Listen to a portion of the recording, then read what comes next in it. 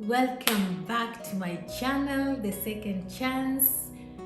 And if you're watching it for the first time, my name is Anne Heinhoy.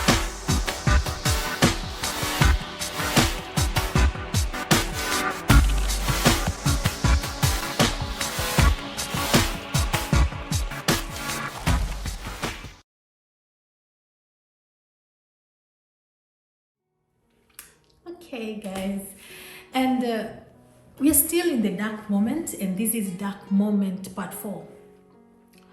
The things I face through this dark moment were going to the toilet.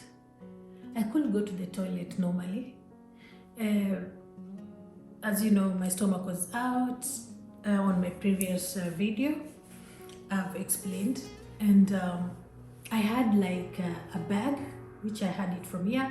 It's called a stoma, colostrum, where they had to change it after everything I do the posting. So this thing was really depressing me because the nurses could come and change it. And you know, it's so private for someone to come and start changing your private thing. Yeah, for me it's so personal. It was really depressing me, yeah, because that thing is very special. You know, you just want it to, the smell and everything to be as in it's you have to smell it, not someone else. You are the one who's supposed to change it, not someone else. I couldn't mind my mom to come and do it for me.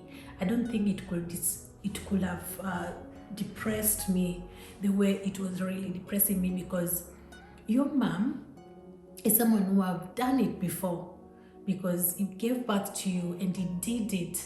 So I think it could be nice, but I lost my mom at a very young age. So that's the reason why the nurses were doing it. And another thing was pain. They had to come and change the catheter. That thing also was really, really depressing me at that time. Another thing also was showering. I couldn't shower by myself because I was lying on the stretcher. I could turn, I couldn't do anything. So they have to come and wash me there, which was, you know, when other people are washing me, I don't feel the same way you wash yourself. Even applying the lotion on my body. But that time I was not on my senses. So I was just like lying there. Yes, they were helping me, but I wasn't in my mind, as in knowing that they were doing a good thing. I had a lot of things going on my head, so I didn't know exactly. But these are the things people always take for granted. Imagine one day you cannot do these things, and that thing happened to me. So I was so depressed. I was so much stressed when all these things were happening. This part is very sensitive for me. It's very sensitive for me. So after a month in the hospital, we were running out of time. When I say running out of time, because my husband was still lying in the mortuary, and the Danish government have a period of to bury the body. So we were remaining with few weeks so that we have to do it. And I was not, the nurses and the doctors were really trying, as in to put me, I could have at least that energy to go and do it, because I was still weak. If I can just take you back to my injuries. I had, my stomach was damaged. My ribs were cracked. My hand was broken. And I was going through all this. I'm just one person. And now this one also, the time is running out. You know, sometimes even the tears could not come out. I was, as in, I don't know where the tears were going, because I was crying. I was crying in, and I don't know if it was in. You know, sometimes you can just have this shock whereby you don't even know where to start. I was totally confused. I don't know what to do. I was just lying in that, looking at the white walls, and what was pissing me off, that I couldn't do anything. I didn't have that energy even to stand and sit beside that bed. I was just on the stretcher. Jesus. So I had like this time it was about I had like 22 operation which were carried on to repair my body. My stomach was in a bad shape. You know, I was lying down there looking at my stomach. I was like, what? But one thing I knew, that I was not going to come out in that hospital alive. I knew I was dead, actually, because everything which was happening, it was just like a dream to me. But I was wondering, this dream is too long. I can't even wake up. What is happening? For me, actually, everything was going around me. It was like a dream to me. It was just like a dream to me. I couldn't believe what was happening around me, what was happening with me. I didn't know. Jesus. Even until now, I can't figure it out. How it happened, what happened. I'm totally confused. I'm still confused. So, I was seeing a therapist who was coming in the hospital, and I was seeing also a priest, because they were trying to help me to, at least I could just get that energy to go for the burial. And something just clicked my head and said, okay, before we arrange for the burial, the family were coming to talk to me and said, you know, we were waiting for you, and the time is running out. What can we do? You know, I didn't even have anything to say to them. I didn't even have answers. I didn't have answers. So I talked with the family first. I told them that before the burial, I think it will be good for me to go and see the body. And before that, I told also my therapist that it will be nice, and I was going with my priest, if my priest could take me there at least to see the body. But I was given one condition, that I was not going to see him. I was going to see only this part. So I was like, why they're hiding? Why do I have to go and see only this part? I could not see the other part. Like, you know, like you go and see someone, you want to see the whole face. I was told, no, you're going to see only from here to here. They'll cover the other part, because he was wearing a hat. So they said that the only part you're going to see is from here to here. So I was like, the mouth and the nose only? No, actually it was from the eyes. It was here to here. I could not see the mouth. It was here to here. The eyes and the nose only. I got shocked. I said, these people are lying to me. Which type of dream is this? Which game is this? Can it just stop? How can you see someone from here to here? So that night, I couldn't sleep. But you know, every time I couldn't sleep, I was being given some sleeping tablets. So I had to sleep. But sometimes even those sleeping tablets were not working, because I've taken a lot of them. They were not working on me now. And then I said, fine, I will go and see him. The therapist came that it was the evening. We talked. I went through my therapy, and then the priest came. We prayed. I called my pastor in Kenya. We prayed. I called some other family back in Kenya. We prayed together. And there's one of my friends who used to come. We used to pray together.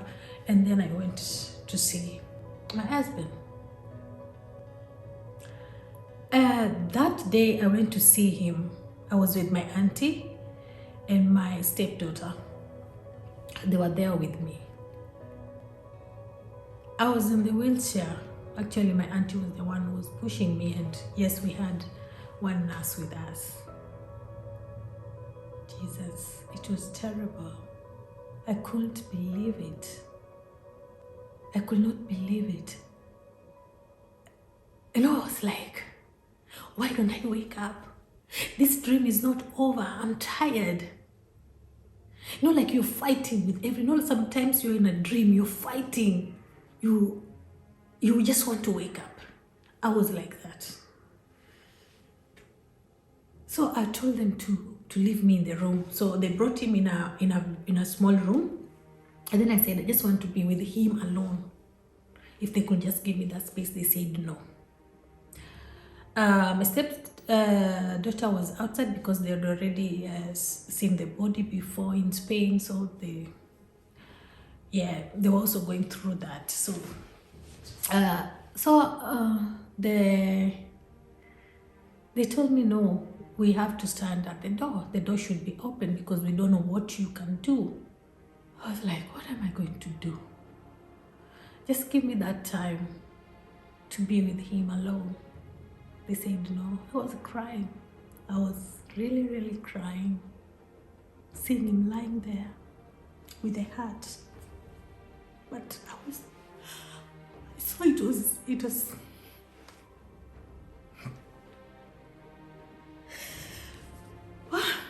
I can't imagine that picture. I can't imagine that picture really. I still can't imagine that picture even today. I was broken. I was really, really broken. Have you ever been broken into pieces? I was broken. My heart was broken. And it was like, which time? They had to take me out. I could not understand what was going through. I could not understand it. Even talking about this. Oh my God. It was the hardest time in my life to do it. It was the hardest time. I told them that I cannot handle it. I can't. I told them to just leave me here. Maybe they could just put me next to him so that we just have to go together. I was taken out back to the hospital. Okay, so we came back to the hospital. When we came back to the hospital, I rested, and then the nurses and the doctors came to my room, around 10 people. They came to discuss that. They told me that I'm in a big denial. I'm in a very, very huge denial, and they suggest that maybe I should go for the rehab before going for the funeral. And I was like, okay, I'm a very difficult person. What I did is, when they said rehab, I don't know what I was thinking. I just covered my face with my duvet. I slept. They left.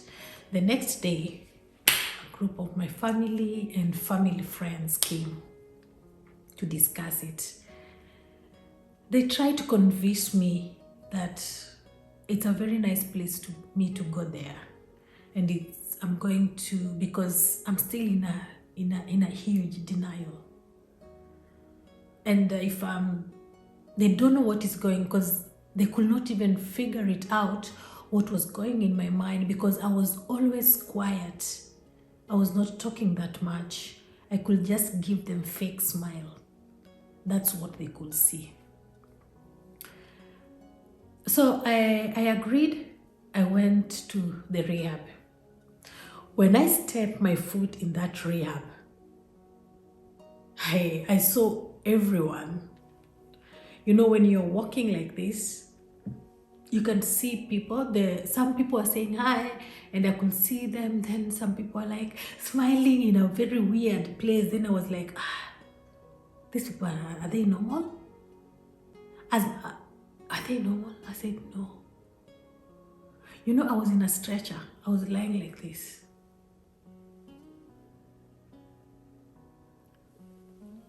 I said, no.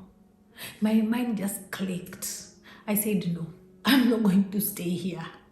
I'm not. They took me to my room. They showed me my room. It was a very nice room. I had my TV, sofa where I can, then my bed was on the side.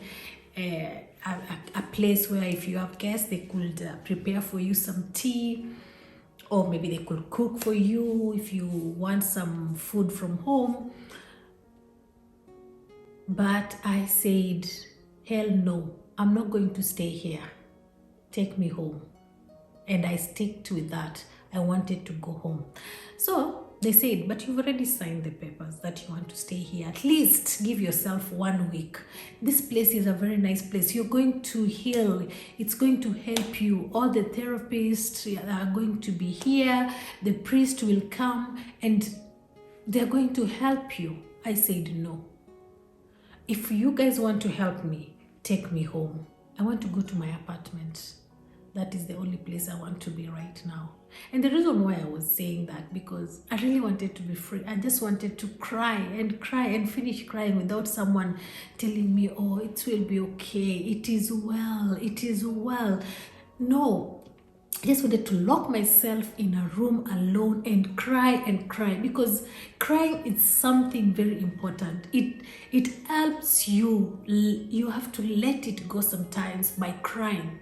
And that's why people cry, yeah? At least because I had a lot of things in me, a lot of questions. I can't ask them.